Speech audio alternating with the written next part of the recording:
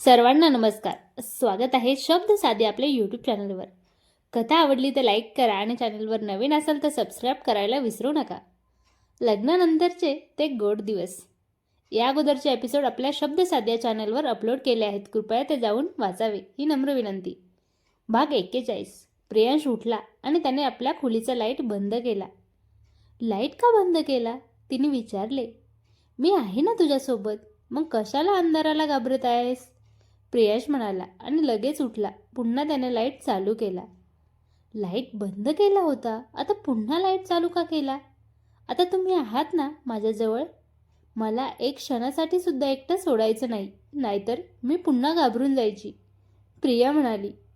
तू एकदा नीट सांग, लाईट चालू ठेवू की बंद ठेवू, त्याने विचारले.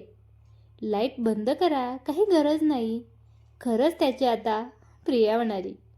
प्रियांशने लाईट बंद केला आणि तो आपल्या जागेवर येऊन झोपला. मला तुम्ही तुमच्या नोकरीच्या गावी, तिथे तुमची खोली आहे, तिथे नाही नेऊ शकत का, प्रियाने विचारले. हो, घेऊन जाऊ शकतो, परंतु त्या खोलीवर जे ते 2 शिक्षक माझ्यासोबत राहतात त्यांना कुठेतरी दुसरीकडे राहायला जावे लागेल. तू आहे तोपर्यंत, तो म्हणाला. अच्छा, म्हणजे तुम्ही एका खोलीमध्ये 3 शिक्षक बरोबर राहतात, खातात, सर्व काम विभागून करत असतील, ती म्हणाली. अगदी खरं सांगायचं तर ती खोली तशी नाही जशा खोलीमध्ये तू ॲडजस्ट करू शकशील. लाईटीचा आणि पाण्याचा प्रॉब्लेम तर आहेच, पण सगळ्यात मोठा प्रॉब्लेम म्हणजे विंचू, साप या जनावरांचा आहे, प्रियांश म्हणाला. तुला माझ्या नोकरीच्या गावी काय यावेसे वाटत आहे, प्रियांशने जिज्ञासाने विचारले. नाही, तसं काहीच नाही, इथे पण मला काही प्रॉब्लेम नाही आहे. तुम्ही जिथे असतात ती जागा, ते मुलं, ती शाळा बघायची होती, ती म्हणाली. काही हरकत नाही, घेऊन जाईल एक दिवस. तुला शाळेमध्ये कार्यक्रम असतात, ते कार्यक्रम बघण्यासाठी नेहमी शिक्षक आपल्या बायकांना घेऊन येतात, तेव्हा मी पण तुला घेऊन जाईल. तोपर्यंत तुला वाट बघावी लागेल त्या दिवसाची, प्रियांश म्हणाला. प्रियांश आणि प्रिया एकमेकांशी बोलत असताना प्रियांश तिच्याजवळ येणार तेवढ्यात फोन आला. आवाज तुटत आहे रे, असं म्हणत प्रियांश उठून खोलीच्या बाहेर गेला. मित्राचा फोन आला. लगेच प्रियांश उठून बाहेर गेला, त्यामुळे प्रिया दुखावली गेली. प्रियांश आला आहे तेव्हापासून प्रियांश घरातील सर्व लोकांना महत्त्व देत आहे, फक्त मला सोडून.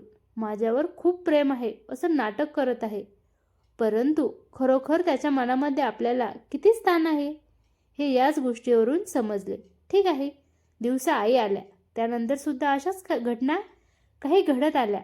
आता रात्र झालेली आहे, आता तर खरंच त्याने फक्त बेडरूममध्येच राहिले पाहिजे होते. मित्राचा फोन आला, लगेच बाहेर जायची काय गरज होती? आवाज जर कट होत होता तर मेसेज देऊन टाकायचा पाहिजे होता. उद्या सकाळी फोन करून सांगतो, त्याच्यासाठी लगेच रूमच्या बाहेर जाण्याची काय गरज होती? आत्ताच जाते आणि मी त्याला जाब विचारते, तू कशासाठी इथे आला आहे, मनामध्ये विचार आला आणि लगेच प्रिया त्याला कारण विचारण्यासाठी हॉलमध्ये त्याला शोधू लागली. ती हॉलमध्ये आली तोपर्यंत तो गाडीवर बसून निघून गेलेला होता. आता मात्र तिच्या रागाला पारावारा उरला नव्हता. ही काय घाणेरडी सवय आहे, बायकोला काही न सांगता, तिच्याशी काहीही न बोलता, परवानगी न घेता हा कसा काय बाहेर जाऊ शकतो? ही पद्धत खरंच मला आवडलेली नाही, असेही आपल्या सासूबाईंनी आपल्याला सांगितले होते. या मित्रमंडळींकडे जाण्याचे जर व्यसन मोडायचे असेल तर त्याच्यासाठी मला स्वतःलाच काहीतरी मोठी भूमिका स्वीकारावी लागणार आहे, नाहीतर हे असेच चालू राहणार आहे. मला माझे महत्त्व आत्ताच याला दाखवून द्यावे लागणार आहे, याच्या आयुष्यामध्ये माझे स्थान काय आहे. थोडा वेळ हॉलमध्येच बसून ती त्याची वाट बघू लागली. 9:15 होऊन गेले, अजूनही काहीच पत्ता नाही. प्रिया यावेळेस दरवाजा उघडून बाहेर बघू लागली. खेडेगाव असल्यामुळे साधारण 9-10 वाजेपर्यंत सर्व मंडळी गाढ झोपी गेलेले असतात, असेच झालेले होते. बहुतेक सर्व शेतकरी लोक लवकरच झोपतात आणि लवकर उठतात, त्यामुळे गाव पूर्ण सुनसान झालेले होते. असे काय काम असेल तो इतक्या रात्री गेला? काही महत्त्वाचे सुद्धा असू शकते, पण खरंच एवढे महत्त्वाचे असते तर एकदा तर त्याने मला सांगितले असते. मित्रांना भेटणे बायकोला भेटण्यापेक्षाही खूप महत्त्वाचे आहे का? प्रियाच्या मनामध्ये वारंवार प्रश्न निर्माण होत होते. प्रिया तिथेच ओट्यावर बसली. तिला भीती वाटत होती. बाहेर सगळीकडे अंधार पसरलेला होता, पण घरामध्ये बसूनही तिचे मन लागत नव्हते. मग ओट्यावर बसूनच राहते. मोबाईल हातात घेते. त्याला फोन करू का असा विचार तिच्या मनात आला. फोन करणं उचित होईल का? तो काय विचार करेल? त्याचे मित्र काय विचार करतील? नको, बघूया हा किती वेळ असा बाहेर थांबून राहतो. तोपर्यंत मी इथेच बाहेर ओट्यावर बसून राहते. प्रियाचा असा विचार मनात आला आणि तिथेच बसून राहिली. थोड्या वेळाने तिने मोबाईलमध्ये बघितले. 9:30 होऊन गेलेले होते. आता तिचा राग अजून वाढत चालला होता. मी फोन करत नाही, मिस कॉलच देते. त्याला कळेल घरी कोणीतरी वाट बघत आहे असे म्हणून प्रियाने त्याला मिस कॉल दिला. तिला वाटलं मिस कॉल बघितल्यानंतर आता तरी तो लवकरात लवकर घरी येण्याचा प्रयत्न करेल.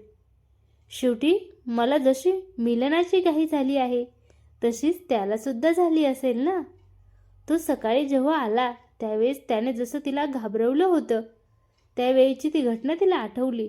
खरंच प्रियांशी म्हणजे कमाल आहे. सकाळी आपल्याला कसे घाबरवले त्याने आणि त्यानंतर आपण सुद्धा काही कमी नाही. शेवटी कबूलच केलं नव्हतं की आपण घाबरले आहोत म्हणून. अरे बापरे, हे असं कसं काय झालं माझ्याकडून? लग्नाचे फोटो आलेले आहेत, कॅसेट आलेले आहे, हे तर मी सांगितलंच नाही. अशी कशी काय विसरू शकते मी? असं म्हणत तिने पुन्हा मोबाईलमध्ये किती टाईम झाला ते बघितलं. 10 वाजले होते. 1 तास होऊन गेलेला होता. प्रियांशला मी मिस कॉल देऊन अर्धा तास झाला तरीसुद्धा तो लवकर घरी आलाच नाही व माझ्या मिस कॉलला त्याने साधं पाहिलंसुद्धा नाही. त्याने पुन्हा त्याला मिस कॉल दिला. 5 मिनिटं वाट, पुन्हा त्याची प्रतिसादाची वाट बघितली. ही काय पद्धत आहे? असं नव्या नवरीला त्रास द्यायचा, जसा काही सर्व पुळका मलाच आहे. आता मी याला कॉलच करते असं म्हणून तिने कॉलच केला. पूर्ण बेल वाजली. त्याने फोनच उचलला नाही.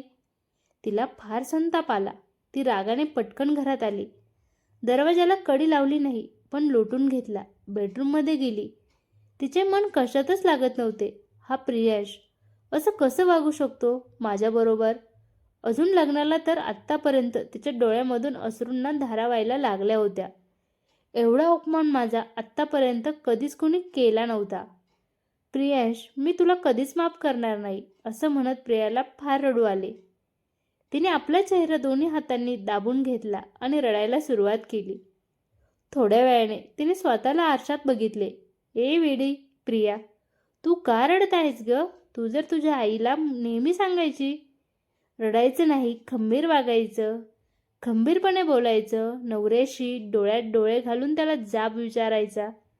आणि आता तूच अशी रडत बसली आहे.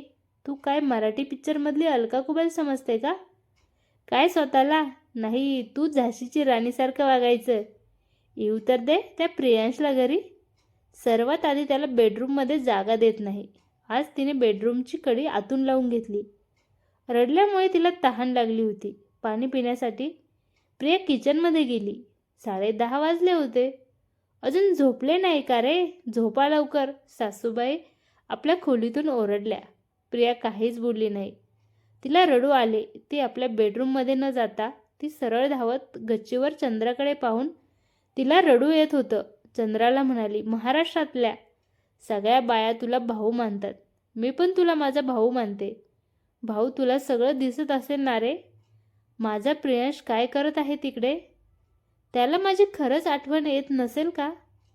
त्याला कळत नसेल का तो असा मला सोडून निघून गेलेला आहे? त्याला माझ्यावर प्रेम आहे की नाही?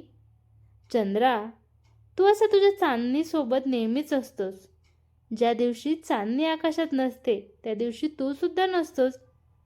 तू त्या चांदणीसोबत एवढं प्रेम करतो. एवढेच प्रेम माझा प्रियांश माझ्यावर करतो का? आणि करत नसेल तर का करत नाही? बोल ना तू. तू तरी सांग. कुणाशी बोलू? कुणाशी मनमोकळे करून सांगू? इथे माझ्या हक्काचं कुणीच नाही. ती आपल्या डोळ्यातील अश्रू पुसत म्हणाली. कशी वाटली कथा? कमेंट करून नक्की सांगा. आवडली तर लाईक करा आणि चॅनलवर नवीन असाल तर सबस्क्राईब करायला विसरू नका. धन्यवाद.